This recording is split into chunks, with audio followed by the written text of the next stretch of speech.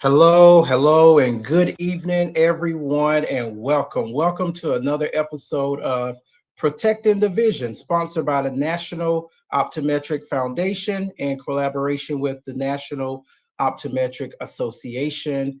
We wanted to educate the communities, let people know who we are and what we represent, the things that we're doing in various communities. And if you would like to partner with us, you'll have that opportunity to be able to reach out to us to do that as well. I am a board member for the National Optometric Foundation, Director of Education, and I'm excited to share some great information with you all tonight, along with our guest speaker, who I'll introduce shortly after I tell you a little bit about who we are as the NOF.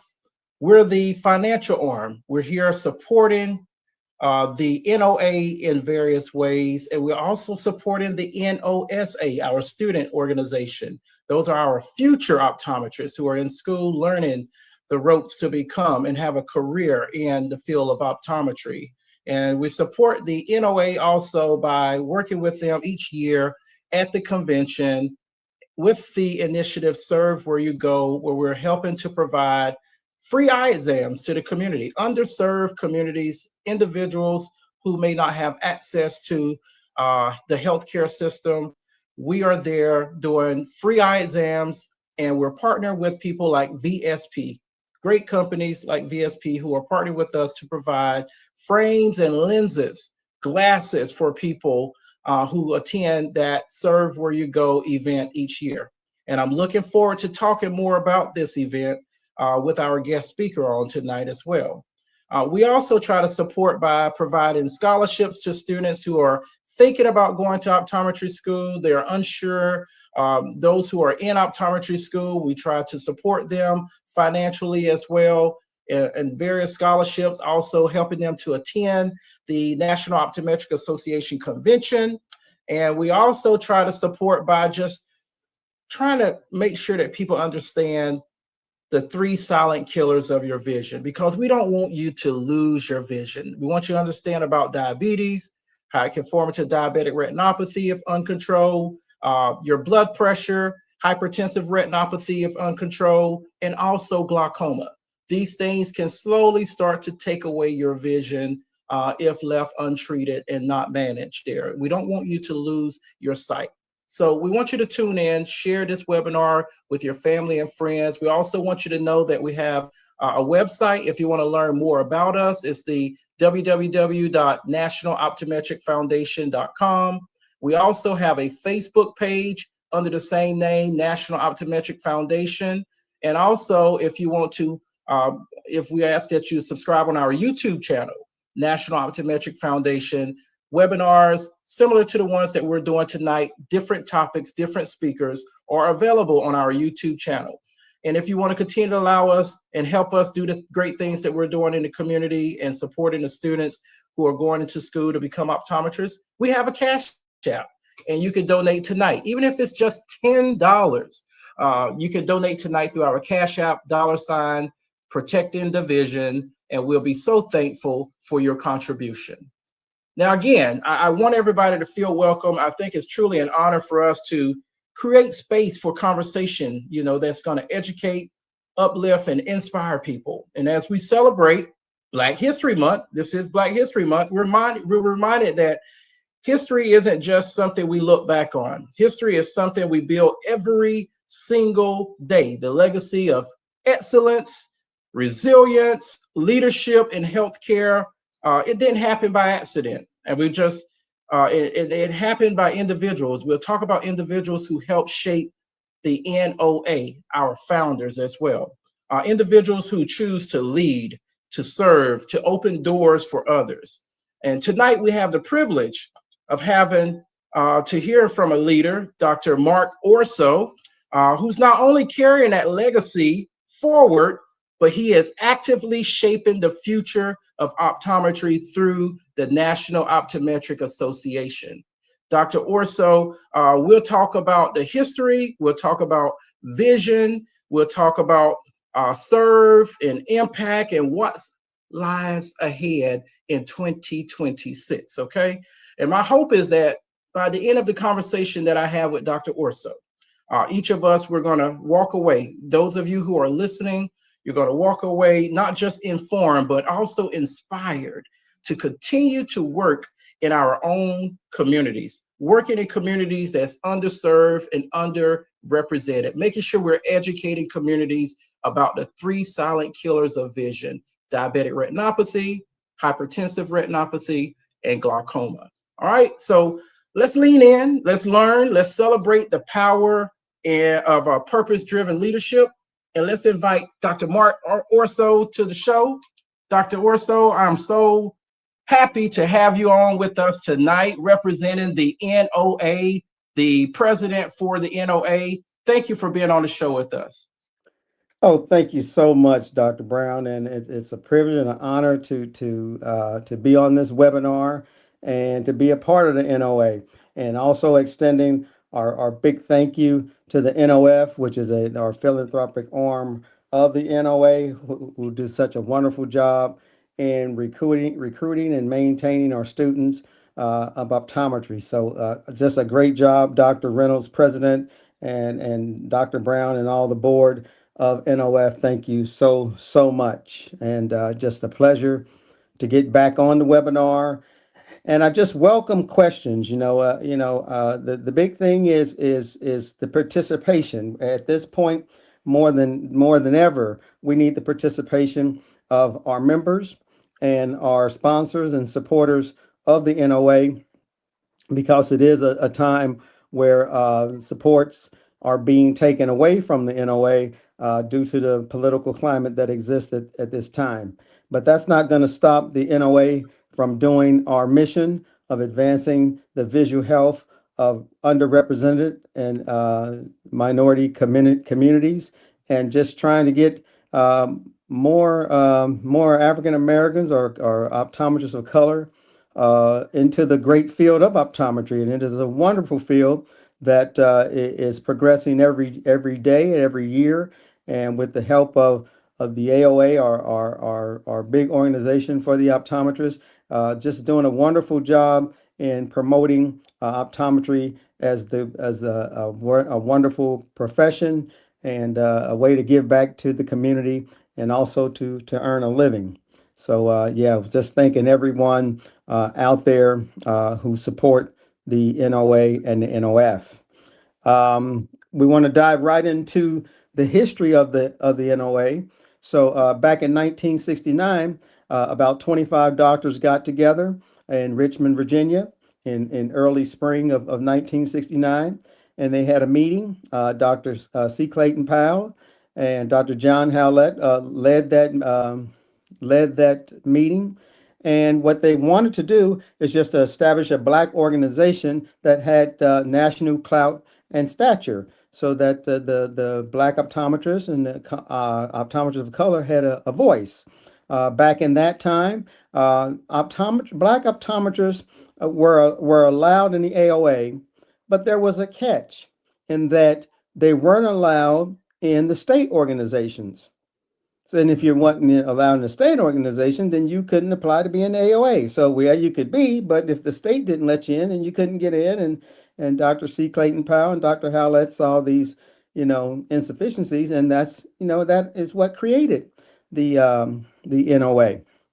So, going back a little bit more on the history of the NOA, diving right back into the history of the NOF, in 1974, Dr. James Washington, he established the NOF with the main goal of recruiting minority students or underrepresented students, and maintaining them, helping them stay in school and become optometrists. So, the NOA and the NOF have the same members. We kind of shift boards, and we all work together, as far as keeping our mission and goal alive. So, and I just want to touch upon that, Dr. Orso, because you mentioned a rich history, the founding of the NOA in 1969, and that's so important, because so much was going on back then that we are not necessarily dealing with the same way today, but we see some little elements of it still existing in certain areas in society as we continue to move forward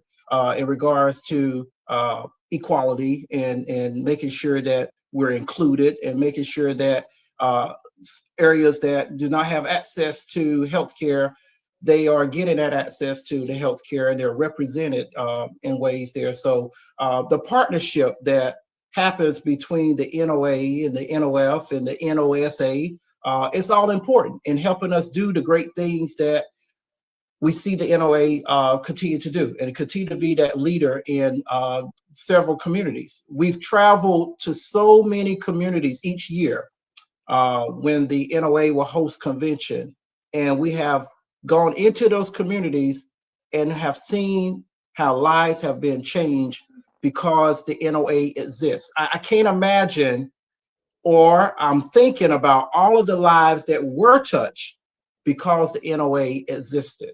All the different communities that didn't have that representation and didn't have that eye care service. And we were able to go in there and provide that service in various communities. So I just say that because I want to encourage us to continue to partner together, continue to work together, because the NOA has made an impact and the NOA continues to make a positive impact upon the lives of so many individuals there. So thank you again for being on with us to share, because there are some people who are not familiar with the association and the foundation. So you're bringing clarity to those who may be watching tonight that's not familiar with the organization. So thank you for sharing that. You're welcome. And just expounding on that concept, I personally, the NOA means so much to me. I mean, I would not be an optometrist, a practicing optometrist for 40 years if it was not for the NOA. I mean, my story goes back to Ohio State University, junior year, undergrad. I didn't know I was up there taking classes to become a medical doctor, but did I want to be a medical doctor? Not really, but I had to do something. My mom, she wasn't going to take me back in the house. So, you're out on your own. You're trying to figure it out. And a member of the NOA, Dr. Jackie Goins, who is Dr. Jackie Davis now, found me in organic chemistry class and said, "Hey, we need some minority, some black, some color, some students of color to become optometrists." So and she held my hand and showed me what to do, and I became an optometrist because of the National Optometric Association. So for me, it's very personal, and I think that members of the NOA should look, and members and non-members. We have about 800 to about 1,000 black optometrists out there, or African American optometrists out there, and I would say that maybe 200 of us participate, whether it's in membership or whether it's in coming to convention, but the majority of us do not participate in the National Optometric Association nor the National Optometric Foundation. And that's a shame, because every last one of those optometrists would not be doing what they're doing if it was not for C. Clayton Powell and John Hallett and their vision about trying to get more optometrists of color. So Amen.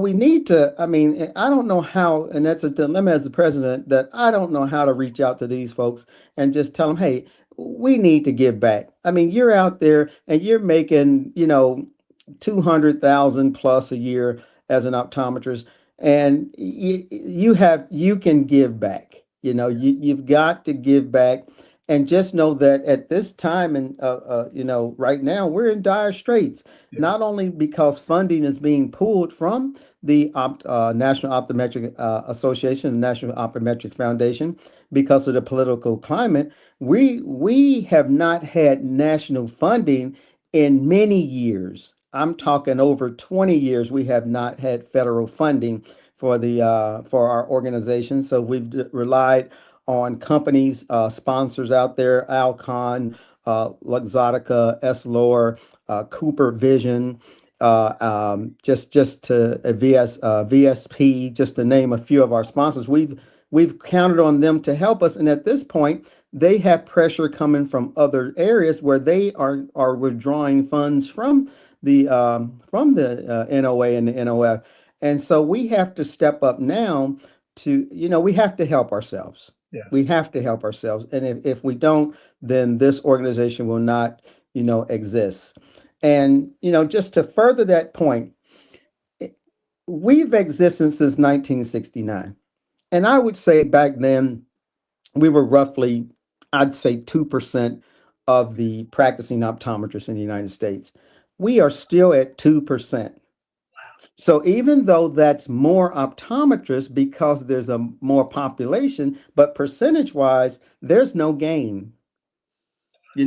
Whose fault is it? I believe it's our fault because we have to do a better job in reaching back and helping students. We have the ways, we have the means. We have to quit asking those companies. We have to ask ourselves, and we have to start to ask black owned businesses and black organizations to help us.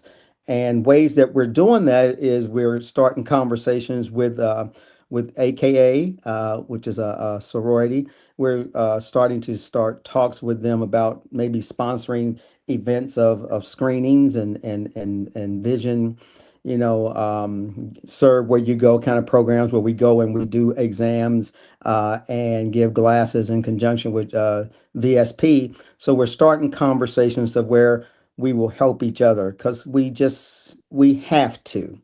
We have to help each other at this time and not depend on outside companies to help us further, getting more people. We're 13% of the population in the United States. And even if we got to 10%, that would be, a great goal so that people can um, um, see patients can, I'm gonna ramble on, and that's because I feel so strongly about the National Optometric Association and the National Optometric Foundation, and sometimes I ramble. But what I want to express is that, you know we patients want to see an optometrist that looks like them. And I'd say sometimes, not all the time, but if they have a bad experience somewhere, they want to come and they want to say, "Hey, Dr. Orso, can you redo this? Can you recheck this? Right. I'm just a little untrustworthy of where I went." And I tell you, most times it's fine. The Hmm. health is fine. The prescription is fine. But how did you treat that person? Right. And that's what they just felt like they weren't being treated properly. And to have that avenue to where you can just say, "Hey, is everything okay?" And to, like I said, I'm gonna ramble and I can talk all day about this, but I feel that in my 40 years of practice, the doctors that I've known, the optometrists that I've known, the black, optometrists of color, they've shown that we know as much. I'm going to not say more because I don't feel like anybody's superior to anybody, but we know as much as our practicing white counter colleagues. So, Yep. so that we have shown that we can do the same things that they do, and in my mind, I feel like they appreciate that and they respect us on the level that when they do see a person of color come in, that they treat them the same way that they would treat a person that's not of color. And I feel that we have gained in that area, that I feel like there's better care and there's no discrimination because of person's skin color as they walk to the door to have an exam. For myself, when somebody comes in, I'll tell you up front, I don't see that color. I don't see that religion. I don't see the MAGA hat. I don't see that. I see a pair of eyeballs. And as long as you're respectful to me, I'm respectful to you. And we can get this eye examination done. Make sure your eyes are healthy. More important, make sure your body is healthy. And, and further visual health. And that's my vision of all optometrists is to don't look at that person's, that person's outer covering. Look at their Right. eyes and do what you're supposed to do. Right. So, Right. And I would say, as in the field of optometry, we are going to encounter all sorts of personalities, all sorts of people from different backgrounds. And like you say, our job is to treat everybody the same, make sure that their eye health is checked, making sure that they have an informed, thorough eye exam. And that is why people do come to us for second opinions. We get that often. People will come and say they took their child to some place, they felt rushed, they didn't feel like they had a one-on-one opportunity to ask the doctor any questions or get a complete sentence back from the doctor, and they will come to us for a second opinion, and we slow it down. We make sure that they feel welcome. We make sure that they understand that we want them to ask questions, and we give them an opportunity to ask questions there during their eye exam as well. And that's what makes a difference between an optometrist, who's going to slow down and give you that opportunity to ask questions and explain things to you versus an optometrist that's maybe rushing through because they got to meet a certain quota, if that's what's going on there. But whatever the reason is, we're so thankful that those patients walk into the door and that we have the opportunity to be able to provide that care and the attention that they need or their children may need when it comes to their eye exam. I feel that the NOA, and Dr. Reynolds actually said it herself, the National Optometric, I'm going to read it straight from what she said in the comment section, continues to move forward and providing, care and shining brightly as an organization. The National Optometric Association, the foundation, and the NOSA. Yes, thank you for putting that up there for me, Nate.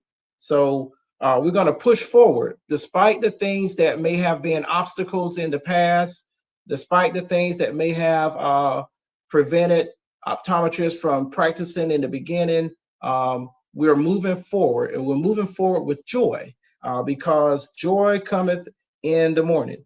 And so I was going to ask you, Dr. Orso, when you look at how far the NOA has come, what moments in its history, stands out to you as turning points? What do you feel the mission of the NOA, how it still speaks to Black optometrists and underserved communities? What do you think the mission of the NOA still speaks when it comes to those communities and optometrists there?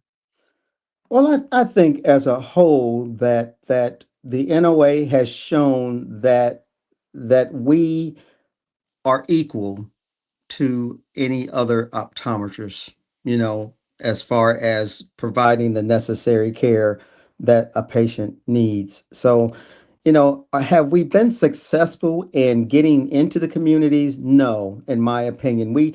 There should be inner city clinics that have optometrists, and you will go to any major city and you'll find that the inner city clinics do not have optometry as a profession, as a discipline.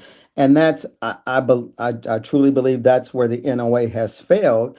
But sometimes you have to remember this is funding, this is federal funding. So maybe somebody tried to get it and could not get it, from a pushback for whatever. But I think in the future that should be our fight, is to get into the communities. I mean, myself, I'm in a lens crafters for over 35 years. And I will say that when I started the lens crafters, because I did start at Code, that I would say over 80%, maybe 90% of my patients were white. As of now, and I would say maybe about, it's probably 50-50, maybe 60% white, 40% black. But the Cincinnati area knows that if they need to see a Black optometrist, that I'm one of them. Dr. Crawford, he practices in Cincinnati. He's here. I believe that Dr. Spencer over in Northern Kentucky, she's there. So it's not a lot of us, but they know that they can come to me if there's a problem or they just don't feel like they've received the proper care. But like I said, moving forward, I would like to see more inner city clinics have optometrists in them. So That's good. And thank you for representing and for being there for the community and also just being a representation of the NOA. I love to hear your story as you've shared at convention in the past about how the NOA has been um, so impactful upon your life, giving you direction. Not only just give you that direction, but they didn't leave you. They actually they were there to support you and usher you in to a career that has been rewarding. You know, imagine what the Cincinnati would look like without a Dr. Orso. How many people that you've served over the 35 years there would not have had access to the type of service and examination that you've given? You know, you've had an impact just as the NOA has had an impact. And I know that your role as president of the NOA is not a small task. It comes with many responsibilities there. And I just want you to speak about how this season of leadership has been for you and what it means to you personally to be the face of the NOA, an organization founded in 1969 to serve communities and to have representation for people of color. So, what it brings to mind is the past presidents, the past board, my current board, the current board of the NOF.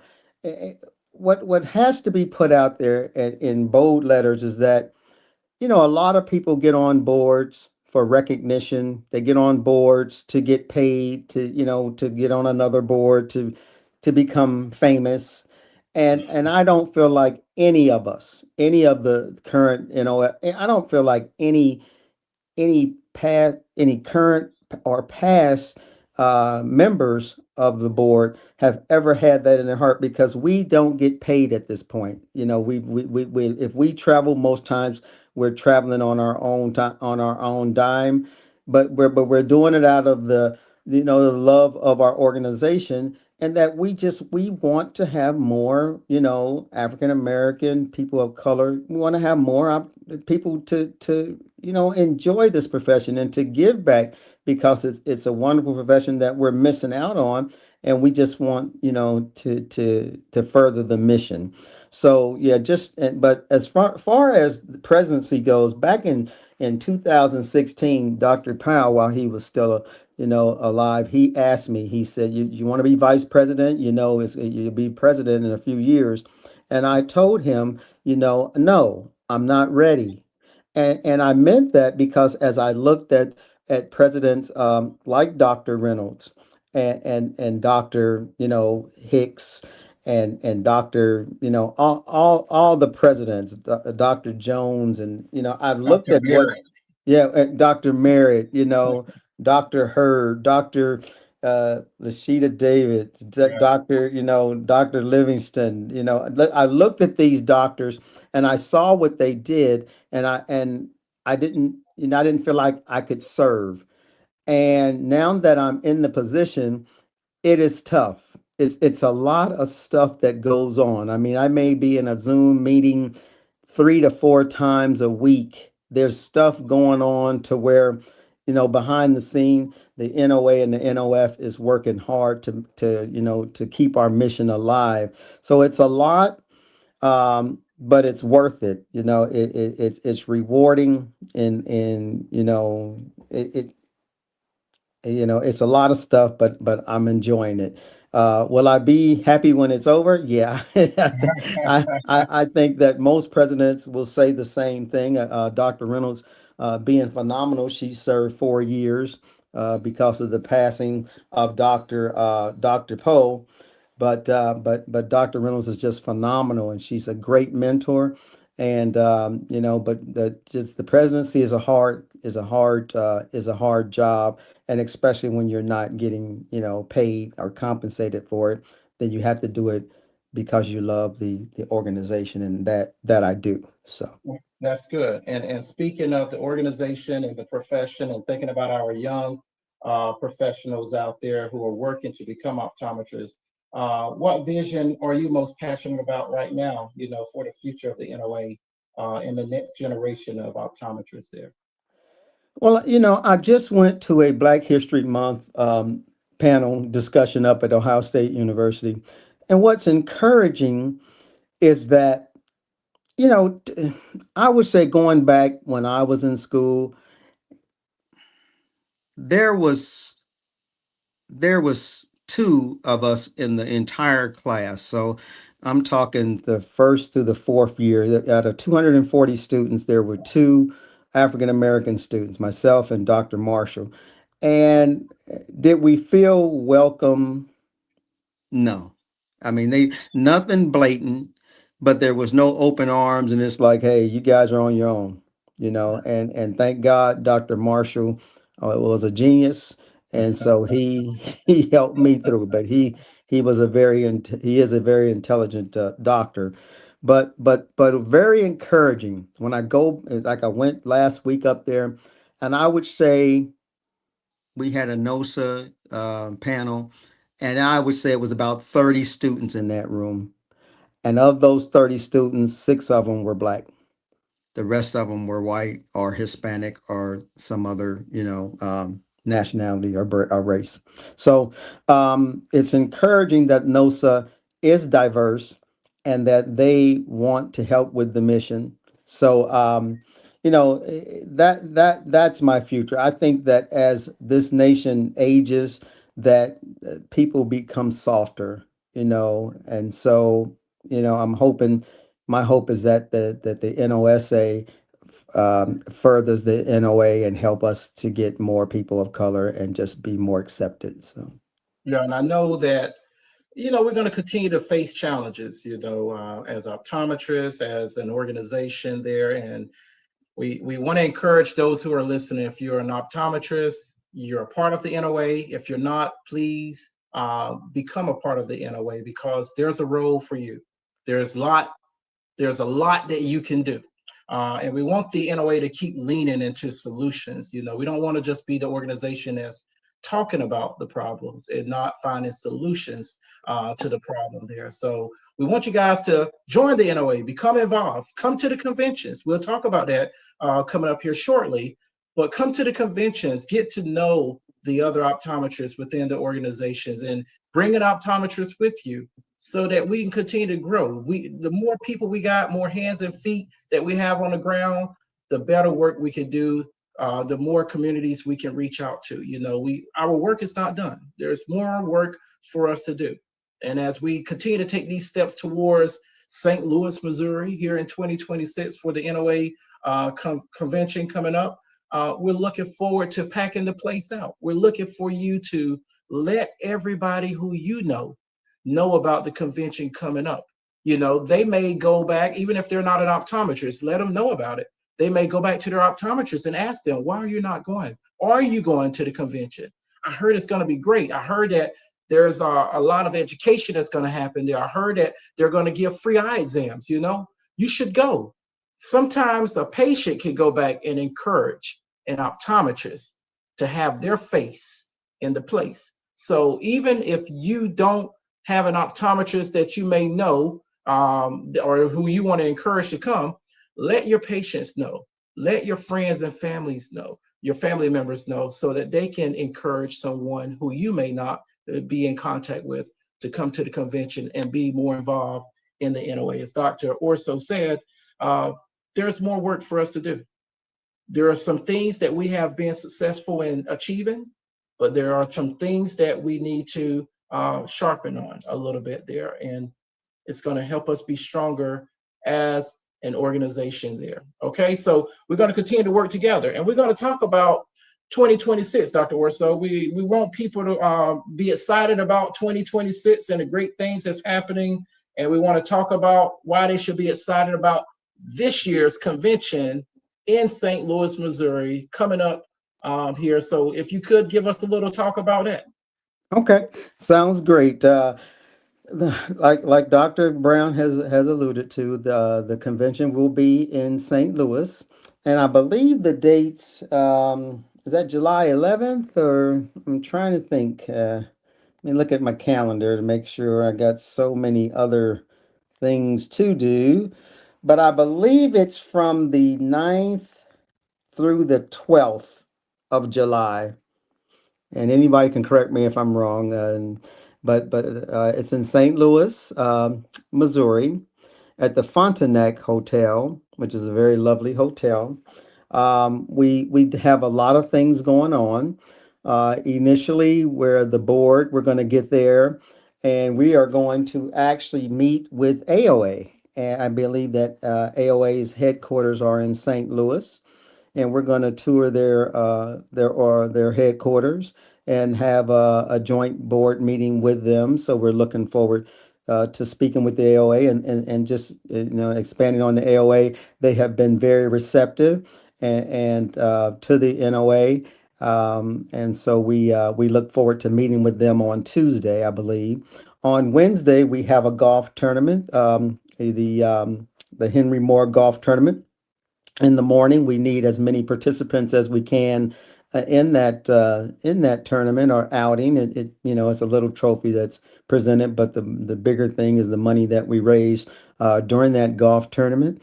So we encourage golfers and non-golfers, because I would say non-golfers, but I've been golfing for about 35 years and I'm still a non-golfer, because so just know that it's not you don't have to be a great golfer, but just have it in your heart to get out there and swing that club and get some money so that we can get some scholarships for our students. So that's on Wednesday.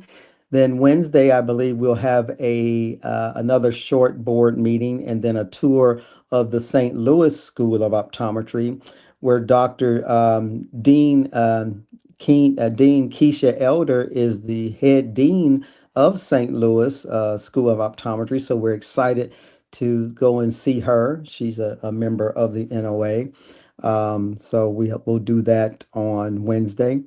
On Thursday, I think it's our biggest event, and that's anywhere that we go and have a convention. We do a serve where you go in conjunction with VSP. They provide a van, and the van has two I lanes in there. And then we are at a community center or church, and we have maybe 8 more lanes in that facility, to where we see over 200 people in the community. The underserved community is where we go, and we give 200 plus eye exams and 200 plus glasses to these. Thank you. July 8th through the 12th. Okay, thank you so much. But yeah, we get there and and that's our big event. Serve where you go. And that's how we give back to the community. These are full eye exams, checking for diseases that and to think, and that's what I want everyone who is a non-optometrist to know, is that an optometrist is checking health initially. We're making sure that there's no problems with your eye, and even getting into the body. We're making sure that's okay before we prescribe a pair of glasses. And that's why a person should come in every year to 2 years to have an eye examination. So keep that in mind, that that's what we're doing. We're doing physicals on folks. And so that, like I said, that is our big push on Thursday morning. And we do that from maybe 8 o'clock to maybe 3 in the afternoon. And then once we get back, we start our festivities as far as the convention goes. We have at least, I think, 12 to 14 hours of continuing education. The speakers are wonderful. We try to go within our membership as far as getting the speakers for our continuing education. Our students, NOSA, they outnumber the doctors when we go to convention, which is a great thing. We love that. We love our students. We intermingle with them, because I think that them having conversations with us and interacting with us, that lets them know there's nothing different about them as opposed to us. We don't say we're here and you're here.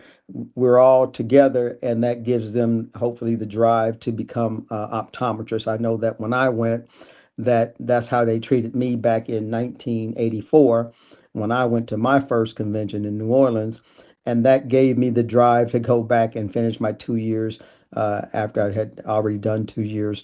So I think just having that interactions with the doctors is paramount. And as I said, I can ramble on about the NOA forever, but I want to talk about something that I'm going to try to implement this year.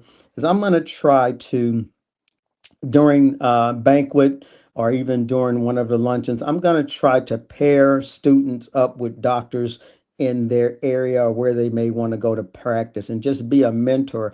I think we have mentoring programs for sure. We through the NOF, we have visioning in the future with our HBCUs. We have a lot of things with Miss Marlene Bell and VSP. We have a lot of mentoring already, but I think that we can turn it up a notch at convention and really start matching people up and saying, hey, get their numbers, get their names, and start communicating with these students so that when they do graduate, that they have options of where they can go, or where they can practice, and they feel comfortable with the doctor who they mentor with, or even if they don't go to the mentoring doctor, that doctor they may know someone who they can go with. But we just have to form that more closely internet relationship with these students so that they will feel comfortable, you know, being staying in NOA when they get out of school, because we lose a lot.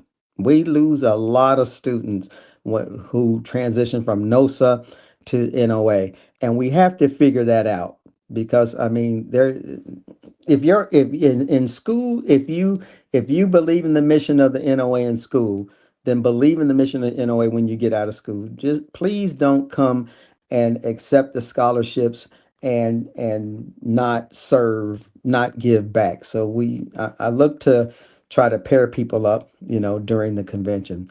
So that's Thursday and Friday. Friday is pretty exciting because Friday we have a big party.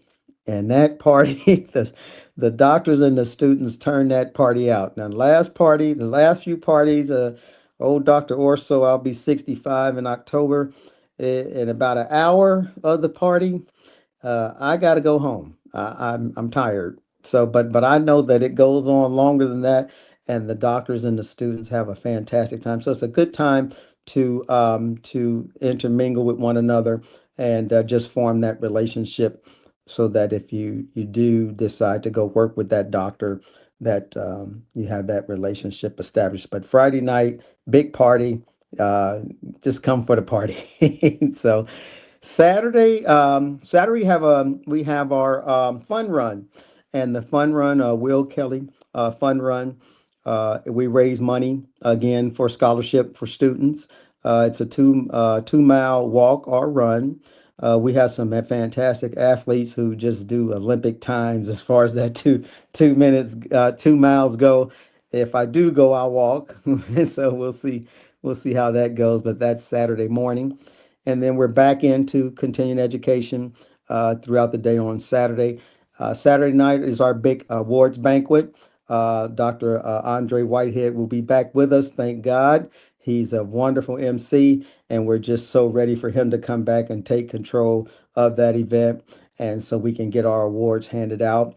We are vowing to, let our sponsors jump up on stage and present some awards this year. They support us. We want to support them, and if anything, we apologize for past conventions where they may not have been able to get up and present. But at this convention, they will be able to present their award in conjunction with the NOA.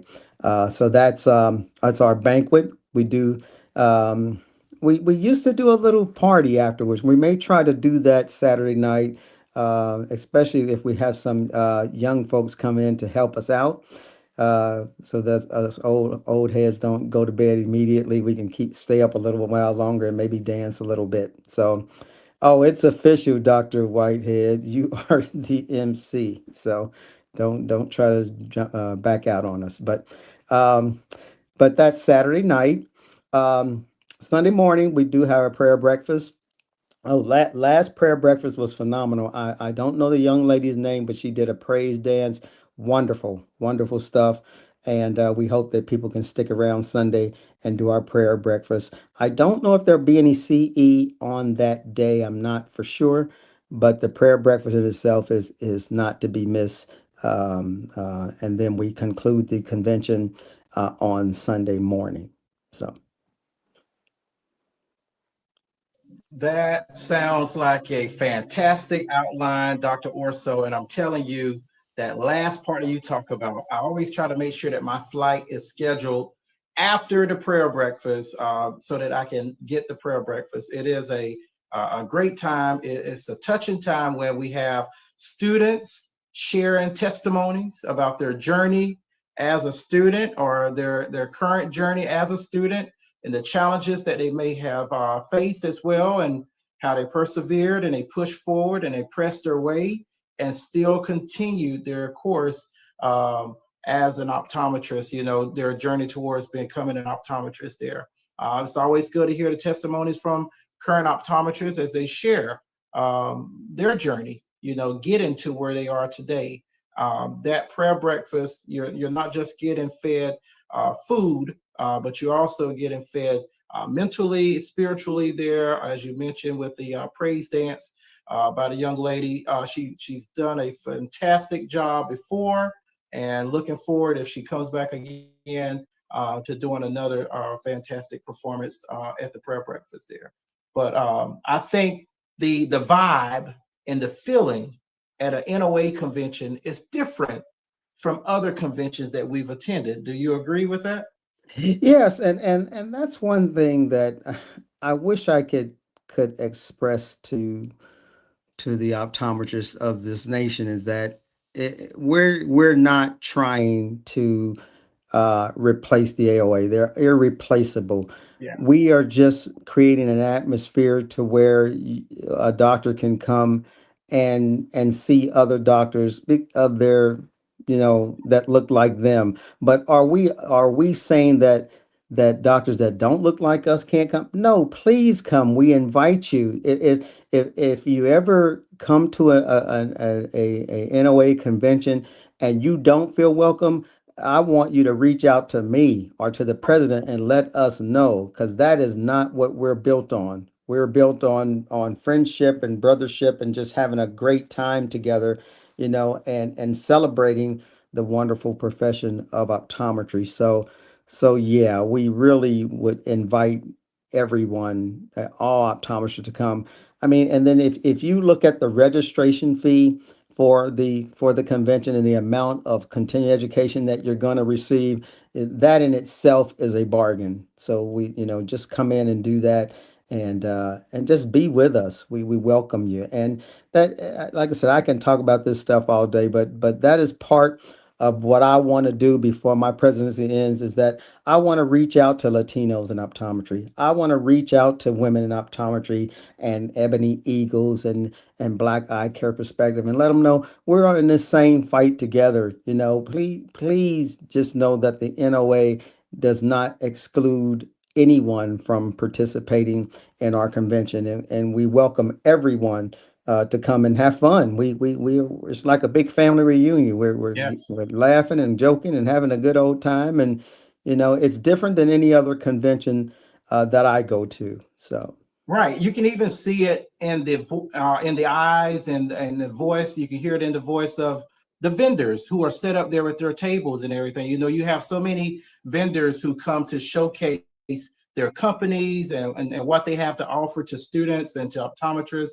And it's a very diverse setting. Every time that I've gone to the NOA convention, it's very diverse, but they enjoy the convention and they come to the events and the parties that you mentioned, or the prayer breakfast that happens there, or the fun run. They participate sometimes with that, and it's just a beautiful, beautiful atmosphere.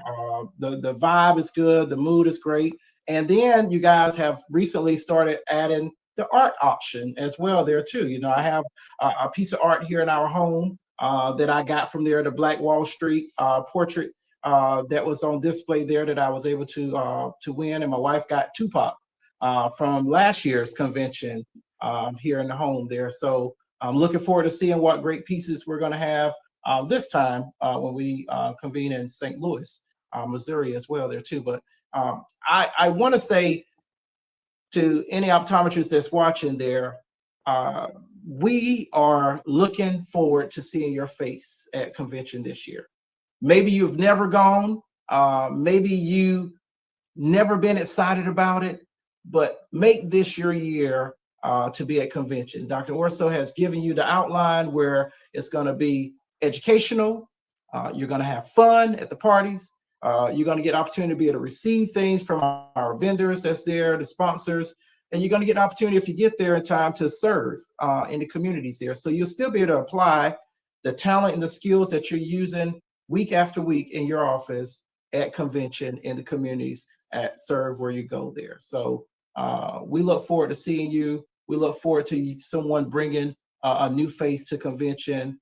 And I'm just excited about being together. As you say, it's it feels like a family reunion when we come to convention there. So as we're wrapping up things, Dr. Orso, I want to touch upon Black History Month.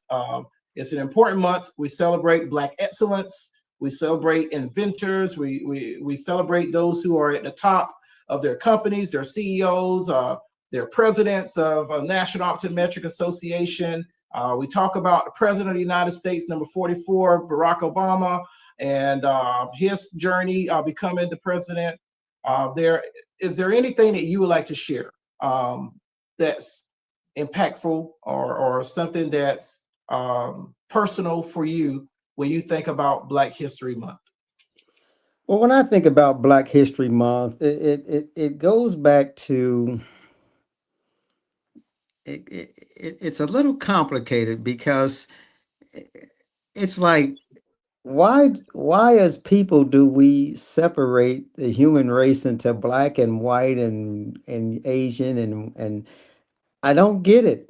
I don't get it. We all have the same behaviors. We have the same illnesses. We unfortunately die the same deaths, and everyone is the same. And I don't understand it why things are separate. It's something that I know that I can't change. But I wish it was. We didn't have to have a Black History Month. I wish that everyone did not see color like that.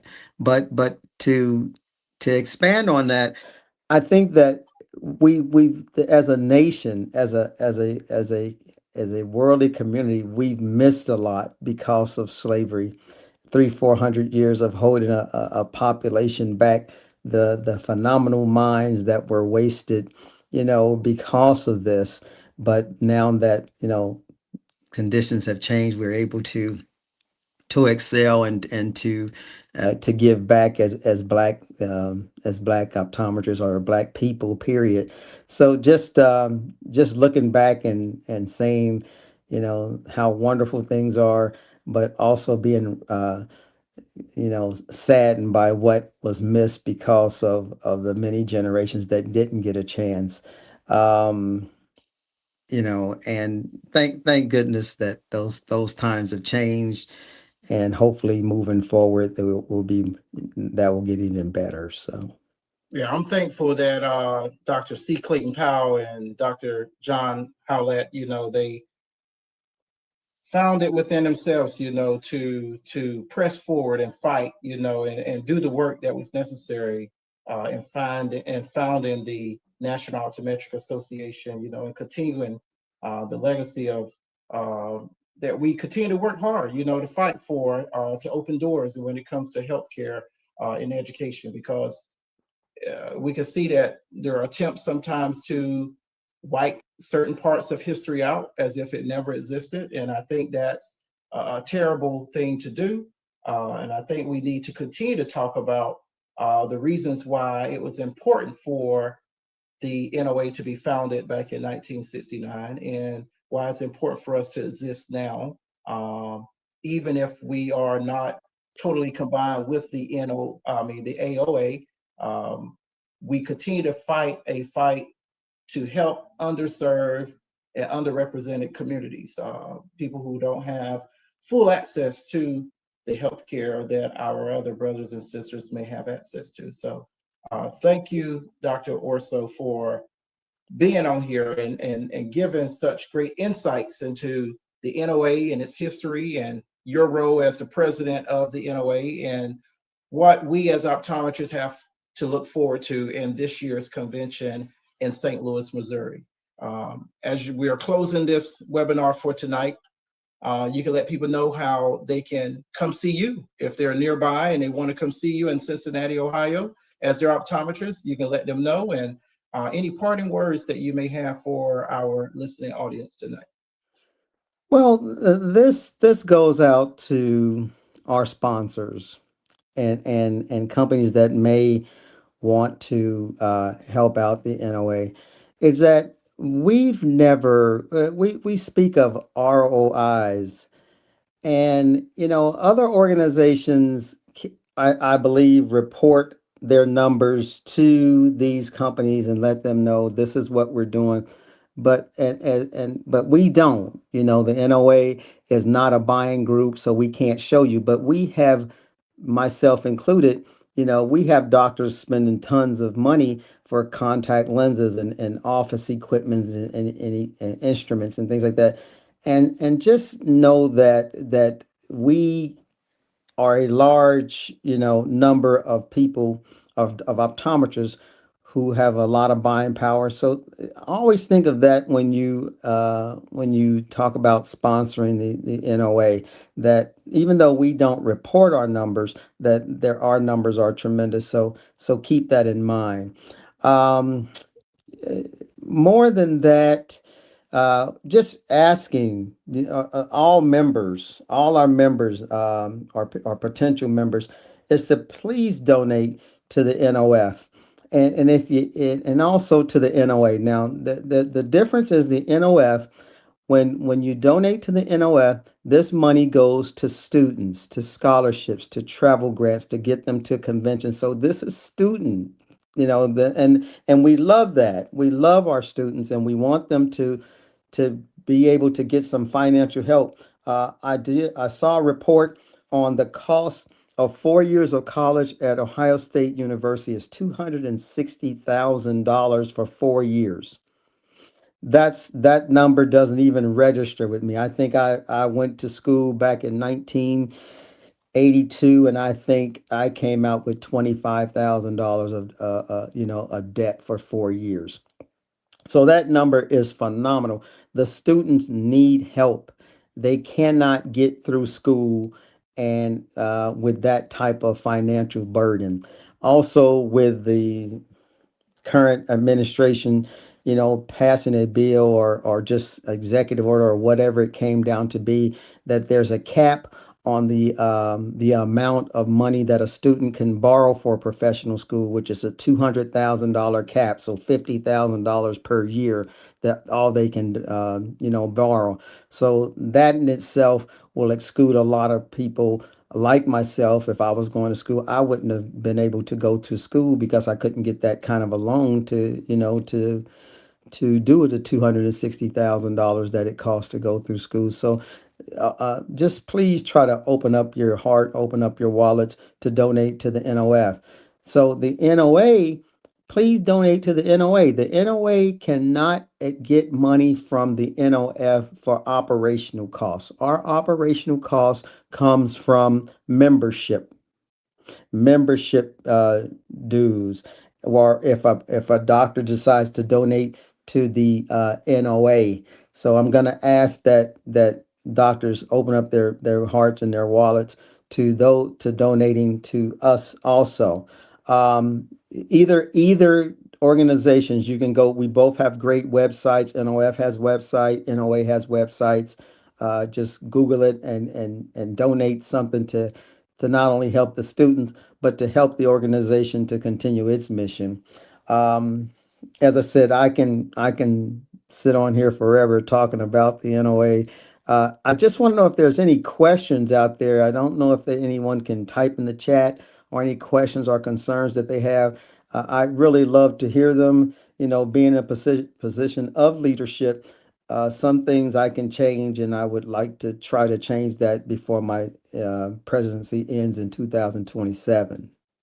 A lot of people in the chat are talking about how they're looking forward to Dr. Whitehead being the MC of the awards banquet. So thank Yes. you for making it official, Dr. Orso, and announcing that here on the webinar here in February. So he has plenty of time to prepare. If he didn't know then, he know now. It's That's right. official, Dr. He Whitehead, that you will be the MC of 2026 NOA Awards Banquet. So prepare your suit, get your shoes shine, and we're going to enjoy all the entertainment that you're going to bring on that night.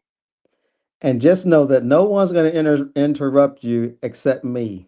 But but other than me, you'll have full center stage. So thank you so much, Dr. Whitehead. Are And there yes, any questions out there? Any concerns that one has? and if they come up later, we'll get those questions and try to review them on our next webinar. We'll try to respond back to you guys. Always feel free to put your questions in the comment section below on our YouTube channel. Dr. Orso, I'm thrilled to have had you as our guest speaker tonight. Thank you for your time, your wisdom, your knowledge, your leadership. Continue to serve as a NOA president and also as the optometrist there in the community for Cincinnati, Ohio. I hope that you will continue to have a great evening, sir. And I look forward to seeing you in St. Louis, Missouri. And let me say this, Dr. Okay. Faiz has put a question up about student burnout.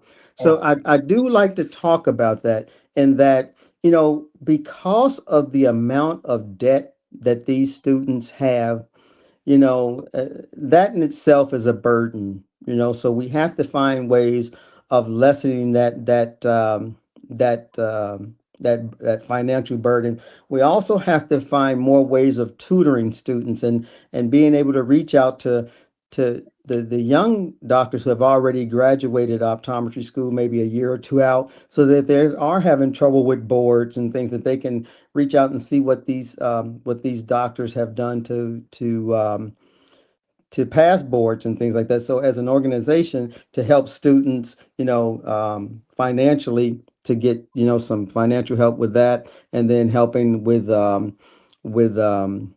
helping them study for boards and things like that. Also, we've been in contact with the National Board of Examiners of Optometry, to where, we're trying to submit questions as an organization that, that the students can, relate to, so that boards are not so hard on them. So those are the sort of things we're trying to do to prevent student burnout, but just giving more support for the students. Um, but to conclude, though, the future is bright. The NOA has existed for over 50 years, and we've been through, lean times and fat times. Right now, it's a lean time, but that's not going to stop us. We're not going to not exist because of not having federal funding. We're not going to not exist because we're not getting as much